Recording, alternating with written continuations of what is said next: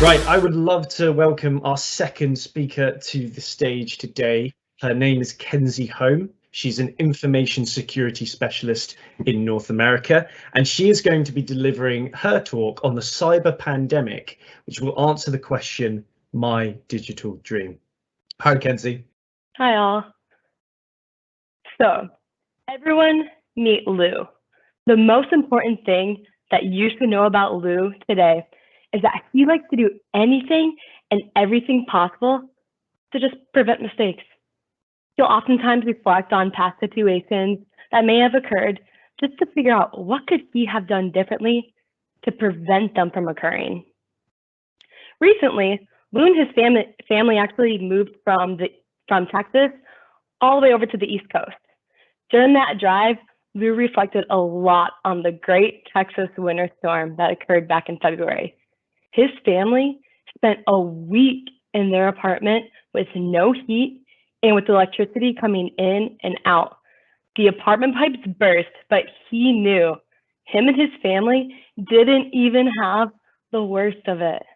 All Lou could think of was, wow, what could he have done differently to prevent all of this from occurring? To prevent his kids from having to sleep in the 30-degree apartment, curled up in blankets. Lou continued to ponder on this for a while, and then he began to think about the infrastructure of the whole United States. He realized that winter storm was out of his control because it was just simply one natural disaster. But if that one natural disaster can cause that much damage just across one single state, imagine what could happen if a human with malicious intent got control over part of the infrastructure. What would happen then? In his first week at his new job at the Colonial Pipeline, which is the largest pipeline system for refined oil products in the United States, Lou completed all the necessary trainings for HR. To be honest, he didn't pay much attention to the material, as he thought there can't be anything that he doesn't already know or he hasn't already heard of. The classic security course was among the bunch, of course, and he was just happy that he could click on through without having to pay much attention. Besides, those security trainings are always the same basic information, right? Your password must include 1 uppercase, 2 lowercase, 3 numbers, 4 characters, and just throw in an exclamation point there at the end. Lou was over it. And he already knew the classic, don't write your passwords down on sticky notes. So Lou just clicked through all the material and got through all the training. And once he was done, he set up all his accounts and he was done. And when he was setting up his accounts, though, rather than having to come up with a full brand new password to fit all that criteria, Lou decided to be smart and efficient and reuse the exact same password he has been using for years on end across many accounts. It's easy to remember and a solid password. No harm, no foul, is at least what he thought. Within a couple weeks, Lou was just getting used to his new position at the Colonial Pipeline when a ransomware attack took place. At first, Lou just thought, it's just another attack. Like, I feel like we see them all the time. There's probably just a couple exposed email addresses, but really nothing too serious. It'll just brush over in a couple days. We'll all be fine. Then he began to notice the seriousness of the situation. The news picked up the story rather quickly, and pretty soon, everyone knew about the situation with the pipeline. People were scared what this attack meant, nervous that they wouldn't be able to continue their daily tasks, confused about who would do something to cause this much damage to the infrastructure and everyone affected. Throughout the week, the issues just became worse. Cars were waiting hours in gas lines just to get all the way to the front of the line and hear that, sorry, no more gas, it's completely sold out. People were taking Tupperware containers and extra gas tanks from their homes and using them to hoard gas wherever they could find it. So because of that, the price per gallon completely skyrocketed. Lou had so many friends that completely ran out of gas And since they were out of gas, they couldn't get to work. They couldn't get their kids to daycare. They couldn't even make it to the grocery store to pick up groceries for the week. Needless to say, it was a disaster, and someone needed to figure out what happened, and they needed to do so quickly. After hearing more about the ransomware attack from the news and what the company released, Lou learned that he was the one to cause it. Remember when he decided to be smart and efficient and reuse one of his passwords for his new account? Well, it turns out one of his personal accounts with that same password had been breached, and his great password was sitting out on the dark web connected to his name. All it took was for one person, one human with malicious intent, to find the password, see where Lou worked, and give it a try. Now, because of that, millions of people were sitting without any gas, and the Colonial Pipeline had to give in and pay the ransomware, all because Lou couldn't think of a brand new password. He could not believe the damage he had created, and from this day forward, he made a promise. He promised that he was going to do more active learning around security. He never quite realized before how one simple password could not only affect him and his close family or close friends and his personal and professional life, but millions of people around him throughout the United States, throughout the country, even going across the world. Lou may have been helpless with the Texas winter storm because that was a natural disaster that affected the infrastructure. But this one with the ransomware attack on the Colonial Pipeline, he knew that he could have prevented. When Lou went home that day, he began reading about security. He started with the Internet of Things, or IoT, which are all the little and big devices in his family's home that somehow are all connected. He learned that the amount of attacks on IoT devices has doubled over the past year. Lou always loved the convenience of seeing who was at his front door, checking on the baby monitor, and turning off the lights, all from simply his phone, that one single device. It is absolutely incredible what you can do once you connect everything together over the network. It's the world that we are living in, this new world. However, as Lou looked at all the devices in his home, he was completely mind blown at how much is really connected. He never realized it before. All it would take is for one of those devices to be compromised and someone could get into Lou's network and almost control his whole house.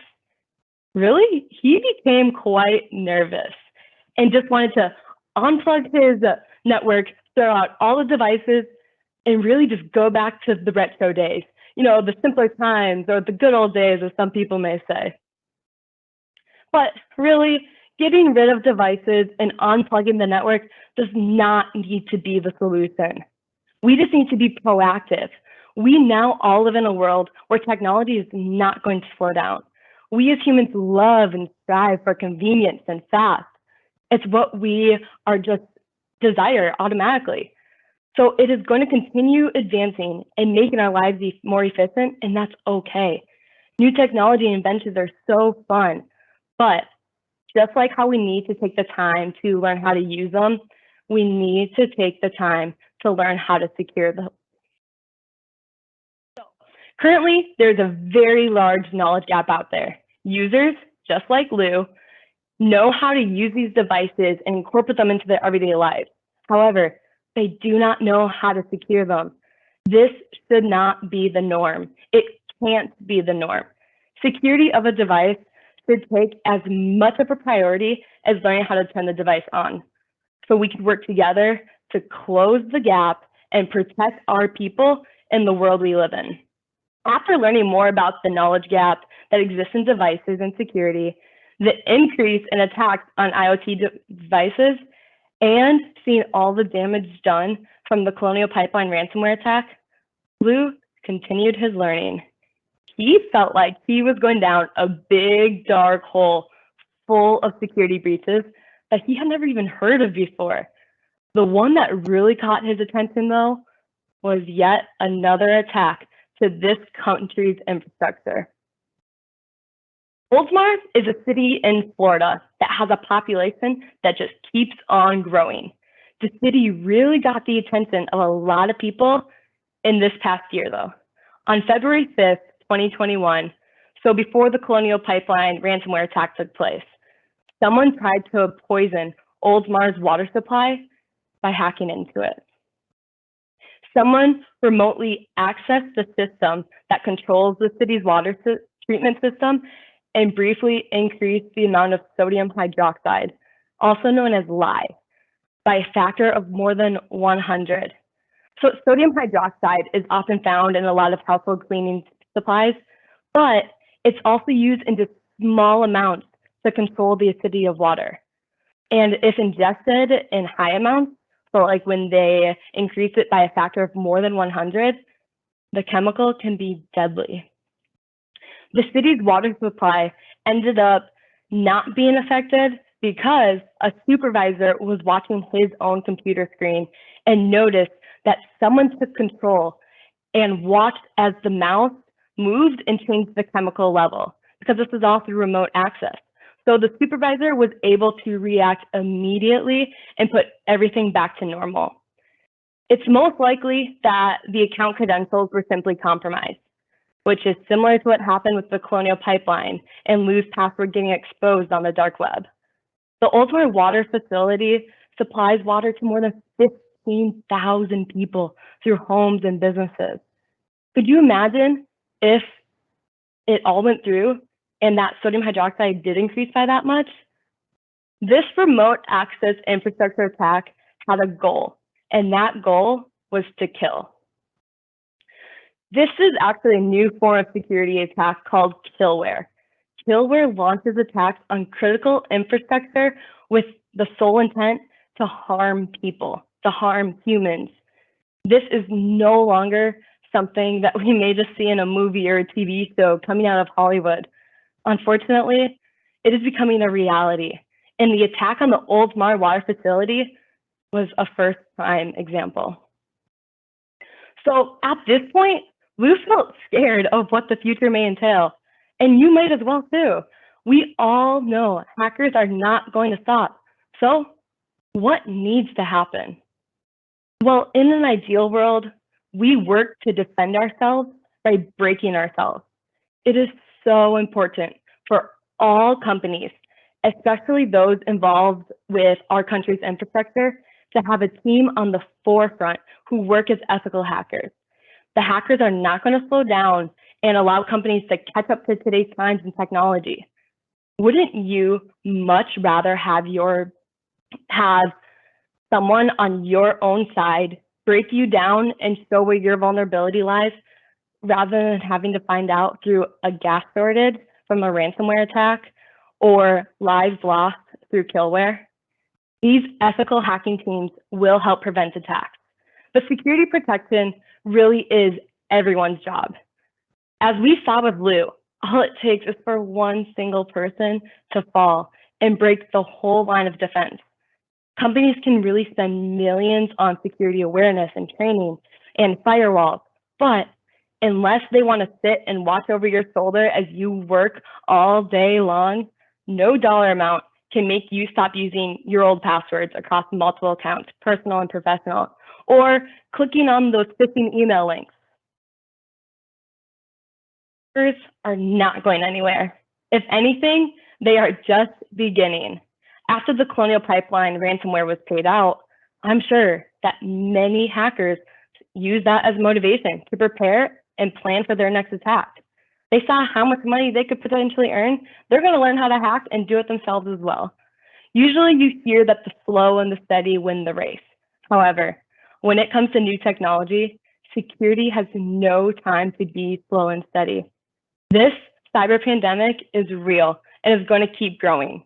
Security needs to be a part of the process from the beginning.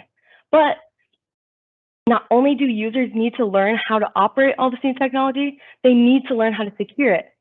So let's fill both mine and Lou's digital dream and put security on the forefront of new technology creation. Learn from Lou's mistake and do your own part. If everyone stays alert and puts learning at the forefront, we can all come out on top, beat the hackers, and keep the world a safe place. Thank you.